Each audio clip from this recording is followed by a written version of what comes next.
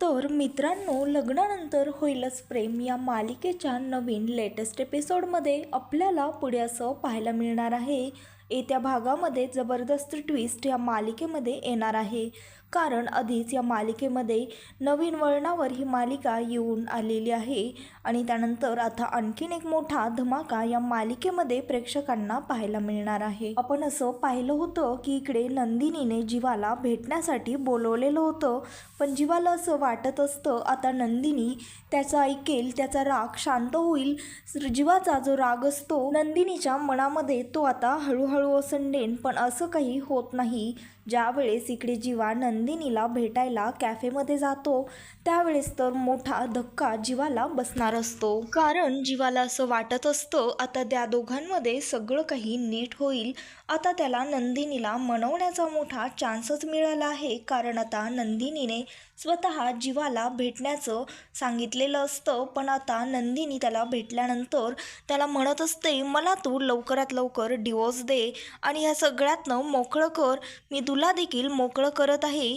त्यानंतर तुला हवं तसं तू राहू शकतो, जगू शकतो. हवं त्या मुलीवर तू प्रेम देखील करू शकतोस, कारण आधीच माझ्यामुळे तुझ्या सुखी स्वप्नांना नजर लागली आहे, असं नंदिनी जीवाला म्हणत असते. इकडे जीवा तिला म्हणत असतो, अगं तू हे सर्व काय बोलत आहेस? खरं तर मी माझ्या आयुष्यामध्ये तुझ्याशिवाय कोणत्या दुसऱ्याही मुलीचा विचार करू शकत नाही. त्यावर ती म्हणते, मी तर आता माझ्या आयुष्यामध्ये कोणी येणारही नाही आणि मी कोणावर आणखी प्रेम देखील करू शकणार नाही. बास, मला आता खूप मोठी शिक्षा प्रेमामध्ये मिळाली आहे. मी आशा करते तू मला लवकरात लवकर डिवोर्स देशील. आता मी फास्ट ट्रॅकवर डिवोर्स पेपर साईन करून तुला पाठवून देईल, असं म्हणून नंदिनी तिथनं निघून जाते. आणि इकडे जीवाच्या हातामध्ये थोड्या दिवसानंतर नंदिनीने डिवोर्स पेपर घरी पाठवलेले असतात आणि पोस्टाने डिवोर्स पेपर आल्यानंतर इकडे नेमकं ते मानिनी काकूंच्या हातामध्ये पडतात आणि मानिनी काकूंच्या हातामध्ये पडल्यानंतर त्यांना तर डिवोर्स पेपरवर नंदिनीची साईन पाहून फार चक्करच येते. त्यानंतर विक्रम काका बाहेर येतात आणि बघतात तर काय, त्यांच्याकडे डिवोर्स पेपर असतात आणि त्या डिवोर्स पेपरवर साईन देखील केलेली असते. त्यानंतर ती नंदिनी पार्थला सांगते, मी आता डिवोर्स पेपर जीवाला पाठवून दिले आहेत. नक्कीच ते देखील मला लवकरच ह्या सगळ्यातनं मोकळं करतील. आणि इकडे पार्थने देखील खूप विचार केल्यानंतर काव्याला डिवोर्स पेपर दिलेले असतात आणि ते डिवोर्स पेपर पाहून इकडे काव्याच्या आईला मोठा धक्काच बसलेला असतो. ते पाहून त्या काकूंना राहवत नाही. त्या काकू म्हणतात, अगं काव्या, तुला माहीत नाही का त्या घरामध्ये रम्या देखील आहे. तुला तर माहीतच आहे रम्याचं पार्थवर किती प्रेम आहे. कदाचित मला माहीत आहे त्या रम्यानेच पार्थला असं करण्यास प्रवृत्त केले असणार, कारण मला माहीत आहे पार्थ फार शांत आहेत. ते असं एवढं मोठं पाऊल उचलणार नाही. तू इथे काय करत आहेस? तू देखील आत्ताच्या आत्ता देशमुखांच्या घरी जाऊन राहा. पार्थने तुला येऊ दिलं नाही तरी देखील तू आता तिथंच राहायचंच, असं त्या काकू सांगत असतात. आणि त्यांनी सांगितल्याप्रमाणे इकडे काव्या बॅग घेऊन देशमुखांच्या घरी येते. तर इकडे मानिनी काकू रडत असतात, त्या कोसळलेल्या असतात, त्यांना चक्कर आलेली असते, कारण त्यांनी नंदिनीने साईन केलेले डिवोर्स पेपर पाहिलेले असतात. कारण त्यांना वाटत असतं जीवा कसा जरी वागला तरी देखील नंदिनी मात्र फार समजूतदार आहे, ती त्याला नक्कीच समजून घेईल. त्यांना वाटत असतं आता थोड्या दिवसानंतर माझ्या दोन्ही लेकी माझ्या घरी वापस येतील, पण असं काहीही होत नाही. ह्याच्या विपरीतच सगळं काही घडत असतं. त्यामुळे मानिनी काकूंना फारच मोठा आश्चर्याचा धक्का बसलेला असतो. आणि तेवढ्यातच मिथुन काकांची देखील एंट्री झालेली आपल्याला बघायला मिळणार आहे. प्रेक्षकांनो, आता असं दाखवणार आहे तिकडे मिथुन काकात सगळ्या गोष्टींचा पर्दाफाश करणार आहे आणि आता मालिकेमध्ये फार मोठा आणि जबरदस्त असा ट्विस्ट आपल्याला पाहायला मिळत आहे. तर प्रेक्षकांनो, आता मिथुन काका तिकडे जीवाकडे जातात आणि जीवाला समजावण्याचा प्रयत्न करतात. त्याला घडलेल्या सर्व प्रकाराबद्दल विचारत असतात आणि ते त्याला सुचवतात, तू आत्ताच्या आत्ता नंदिनीकडे जा, तिची माफी माग, हवं तर तिच्या पायाशी लोळण घे, तिला सॉरीचं मोठं पत्र लिही, तुला वाटेल ते तू कर, पण नंदिनीला असं तुझ्या आयुष्यातनं कायमचं जाऊ देऊ नकोस जीवा. आत्ता कुठे तुमचा सुखी संसार सुरू होत होता आणि त्यामध्ये हे सगळं प्रकार काय झाला? मुळात मला तर हे कळत नाही आहे, तुझ्या अफेअरबद्दल त्याच्याबद्दल सगळ्यांना घरी कळालंच कसं? आणि मेन म्हणजे तुमच्या अफेअर्सचे आणि प्रेम संबंधाचे फोटो असे कसे स्क्रीनवर लागले? मला तर वाटतं जीवा नक्कीच काहीतरी गडबड आहे बघ. त्याशिवाय हे असं होणं शक्य नाही, कारण तूच विचार कर ना, पिहूने तर व्यवस्थित सगळ्यांचे बाईट्सच पेनड्राईव्हमध्ये लावले होते. मग नक्की ते फोटोज कुठनं आले? बरं आले तर आले, पण ते नेमके त्या स्क्रीनवर कसे लागले आणि कोणाला आणि कुठे मिळाले असणार ते फोटोज? तू याचा विचार केला आहेस का? असं करून चालणार नाही जीवा. आपल्याला आता या प्रकरणाच्या मुळाशी जायला हवं. मला तर कळतच नाहीये, मी व्यवस्थित नीट पुरावे तिकडे फार्म हाऊसवर ठेवले होते.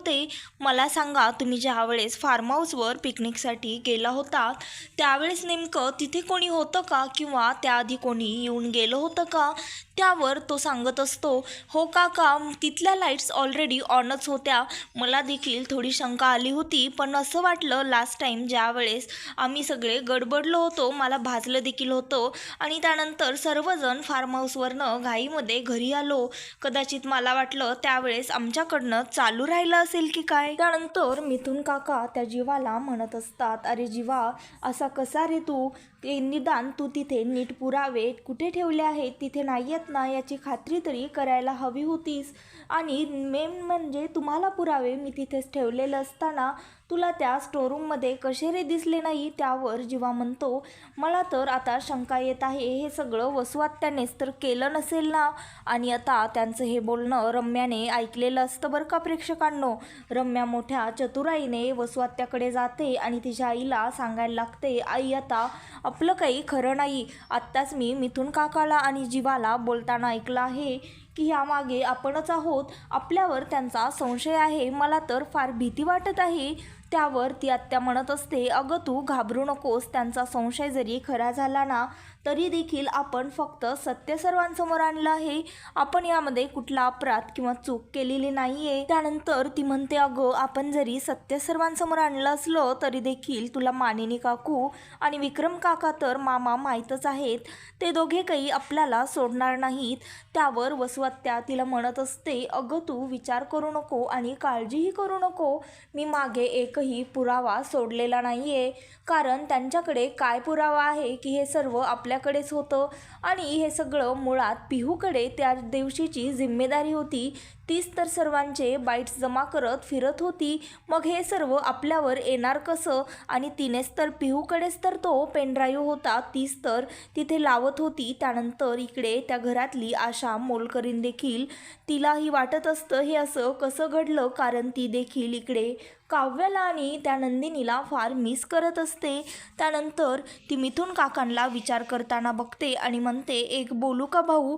मला तर वाटत आहे हे असं कसं घडलं, माझा तर विश्वासच बसत नाहीये. आपलं एवढं हसतं खेळतं घरामध्ये हा सर्व प्रकार कसा झाला? तर मिथुन काका म्हणतात, मला चांगलंच शंका नाही तर खात्रीच आहे, हा प्रकार कसा आणि कोणी घडवून आणला, ते स्क्रीनवर फुटेज कोणी लावले, पण फक्त आता मला पुरावे शोधायचे आहेत.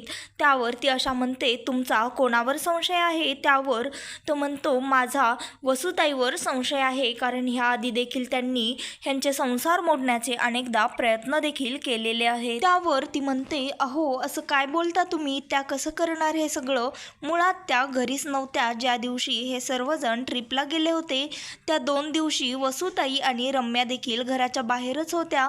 तिच्या हे बोलणं ऐकून आणखीनच मिथुन काकाचा संशय पक्का होत जातो आणि त्यानंतर ते असं ठरवतात, आता थेट आपण देखील फार्म हाऊसवर जायचं आणि तिथेच काही पुरावे सापडतायत का, नेमकं ह्या दोघी कुठे गेल्या होत्या, असं ते शोध करण्याचं ठरवतात. आणि त्यानंतर मिथुन काका तिकडे जातात तर बघतात तर काय, तिथे वसुताईंची आणि रम्याची एक चप्पल सँडल देखील फार्म हाऊसवरच असते.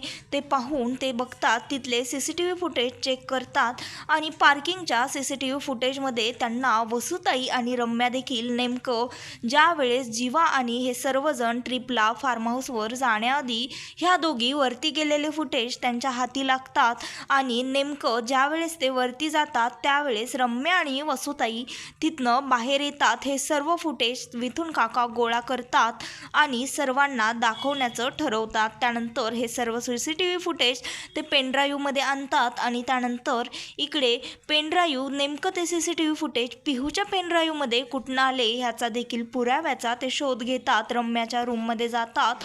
रम्याच्या कबर्डमध्ये बघतात तर रम्याकडे नेमका तो पेनड्राईव्ह आढळतो ज्यामध्ये हे सर्व फोटोज असतात आणि त्यानंतर तो पेनड्राईव्ह आणि त्या फार्म हाऊसवरचे CCTV फुटेज सर्वांना विक्रम काकाला, मानिनीला आणि सर्वांना दाखवतात.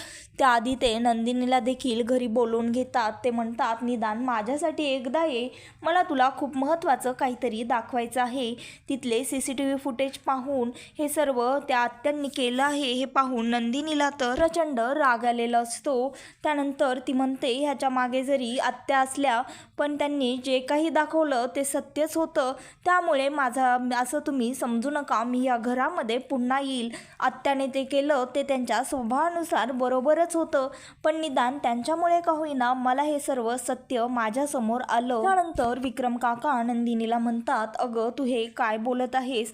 त्यानंतर ते वसुताई त्यांना समजवायला जाते तर ते म्हणतात तुला तर मी नंतर चांगलंच बघून घेईल, आता तुला माफी नाही, तुझी शिक्षा फक्त एकच, तू हे घर सोडून जायचंच, नाहीतर आम्ही ह्या घरामधनं निघून जाणार, कारण तू वारंवार माझ्या लेकरांचे संसार फक्त तुझ्यामुळे मोडले गेले आहेत आणि ह्या गोष्टीला मात्र मी माफ करणार नाही. मानिनी तर वसुताईंच्या थोबाडात मारते आणि तिला राग सहनच होत नसतो. ती म्हणत असते माझं चुकलं, त्या दिवशी तुम्हाला या घरामध्ये जर नसतं ठेवलं तर आज हा दिवस आम्हाला बघायलाच भेटला नसता, तुम्हाला आत्ताच्या आत्ता पोलिसांच्या ताब्यामध्ये द्यायला हवं असं मानिनी म्हणत असते. त्यावेळेस मात्र वसुताई धीटपणे म्हणत असते हो मीच केलं हे सर्व आणि तू काय म्हणून मला पोलिसात देणार, तुझ्या लेकाचं आणि तुझ्या दुसऱ्या सुनेचं अफेअर सर्वांसमोर आणलं म्हणून देणार का, खरं तर हिलाच तू पोलिसांच्या ताब्यात द्यायला हवंस. तर मित्रांनो, लग्नानंतर होईलच प्रेम या मालिकेचे